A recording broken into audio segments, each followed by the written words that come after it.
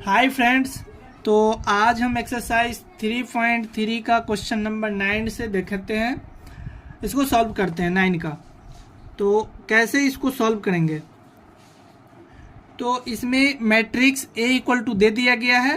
अब आपको find out करना है half into A plus A transpose and half into A minus A transpose. देखो, ए एक मैट्रिक्स है, रूल में बता रहा हूँ, ठीक है? ये याद रखना है। एक ये क्या है? स्क्वायर मैट्रिक्स है। क्या है? ए इज अ स्क्वायर मैट्रिक्स। तो सिमेट्रिक होने का क्या शर्त है? अगर ये सिमेट्रिक मैट्रिक्स होगा, ठीक है, इसका मतलब है कि ए ट्रांसपोज जब आप निकालोगे तो ए के इक्वल होगा। First rule, okay. एंड अगर सिमेट्रिक होगा, यहां पे लिखता हूं एसक्यू सिमेट्रिक। ये सिमेट्रिक था, ये है एसक्यू सिमेट्रिक। अगर एसक्यू सिमेट्रिक होगा, मान लो एसक्यू सिमेट्रिक मैट्रिक्स होगा, तो उसके लिए रूल है A transpose equal to minus A. ये फर्स्ट, ये समझ में आ गया? चलो, अब इसका सेकेंड जो प्रॉपर्टी है, इसका सेकेंड प्रॉपर्टी जो है इसका, वो क्या है? सेकेंड प्रॉपर्टीज है कि अगर ए प्लस ए ट्रांसपोज आप करोगे, फिर भी ये क्या होगा? सिमेट्रिक मैट्रिक्स होगा। क्या होगा? Symmetric matrix. समझ में आ गया? और इसमें ए माइनस ए ट्रांसपोज आप करोगे तो ये भी क्या हो जाएगा? SQ symmetric. समझ में आ रहा है? नहीं, देखो, ए तो एक मैट्रिक्स है और प्लस में क्या है? प्लस में क्या है? A transpose. मतलब कि इसमें एसक्यू सिमेट्रिक को आप जोड़ोगे और सिमेट्रिक मैट्रिक्स को जोड़ोगे तो यहाँ पे एसक्यू सिमेट्रिक होगा। यहाँ पे एक मैट्रिक्स है, उसको सिमेट्रिक मैट्रिक्स से प्लस करोगे तो वह सिमेट्रिक होगा। ये आपको हमेशा याद रखना है। तो इसी को 1/2 आप लिख सकते हो। ये भी क्या होगा? सिमेट्रिक मैट्रिक्स होगा, ठीक है। और यहाँ पर हाफ कर दो तो half A minus A transpose, ये भी क्या हो जाएगा? SQ symmetric. यहाँ तक समझने में कोई दिक्कत नहीं।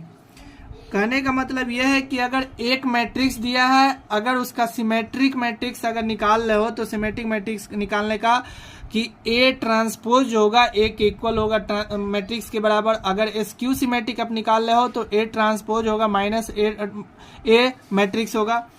और सिमेट्रिक का जो ये है रूल, ए प्लस ए सिमेट्रिक, वो भी सिमेट्रिक ही होगा। और ए माइनस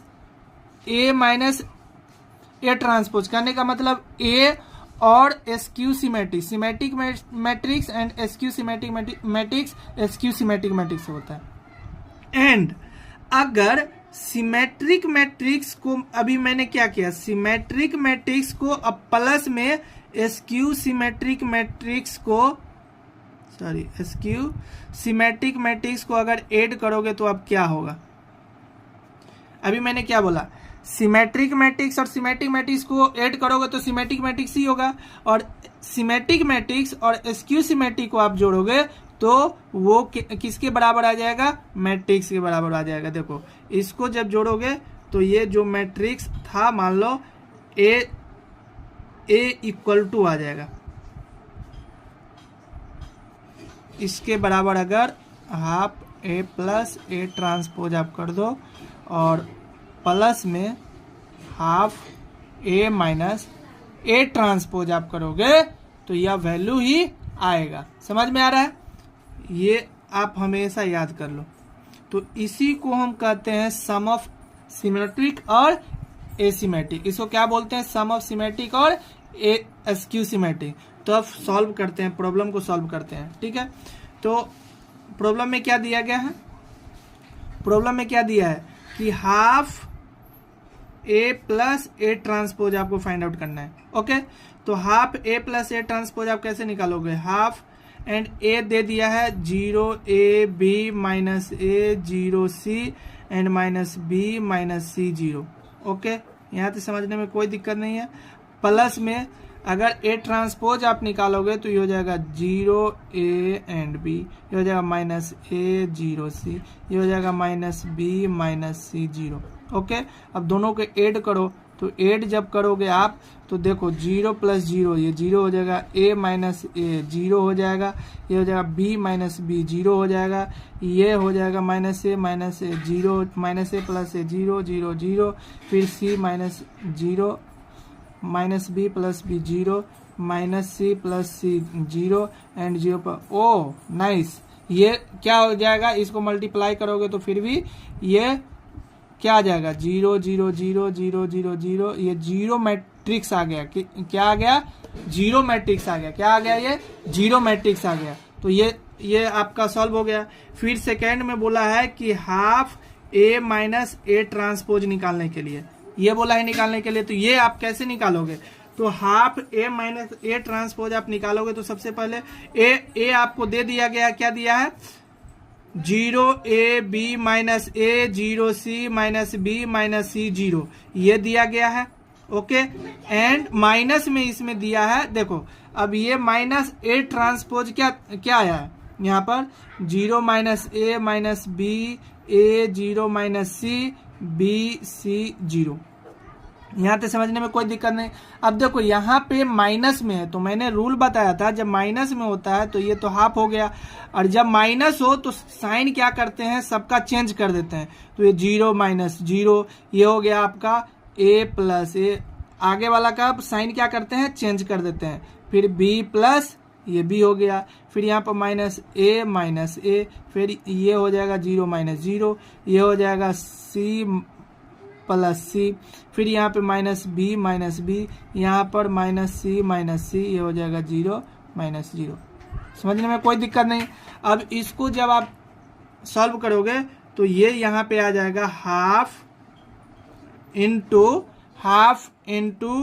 0 2a, ये हो जाएगा 2b माइनस 2a, ये हो जाएगा 0, ये हो जाएगा 2c, ये हो जाएगा माइनस 2b, ये हो जाएगा माइनस 2c, और ये हो जाएगा 0। ओके, यहाँ तक कोई दिक्कत नहीं है। अब यहाँ पर से देखो 1/2 से सब में क्या हो जाएगा, मल्टीप्लाई हो जाएगा। तो 1/2 से जब मल्टीप्लाई यहाँ पर होगा तो ये होगा 0 ए बी, ये हो जाएगा माइनस ए, ये 0, ये सी, ये हो जाएगा माइनस बी, ये हो जाएगा माइनस सी, एंड ये 0। अब देखो ये यहाँ पर इतना आ गया, दिस वन मैट्रिक्स, ये किसके बराबर आ रहा है, ये ए के बराबर आ रहा है। देखो आप ए के बराबर आ रहा है ना यहाँ पर, तो ये ए आप लिख सकते हो, ऐसे भी लिख सकते हो ए के बराबर, ये आंसर हो गया, या अदरवाइज ये आपका आंसर हो गया। तो यहाँ तक समझने में आपको कोई दिक्कत नहीं है। चलो अब नेक्स्ट क्वेश्चन हम 10 क्वेश्चन देते हैं। बस आपको ये कॉन्सेप्ट याद रखना है कि अगर सिमेट्रिक मैट्रिक्स निकालना है तो ए ट्रांसपोज इक्वल टू ए आना चाहिए। स्क्यू सिमेट्रिक आप निकाल रहे हैं तो A transpose minus A matrix आना चाहिए। फिर अगर सिमेट्रिक जो होगा ए प्लस ए ट्रांसपोज जो होता है सिमेट्रिक होता है।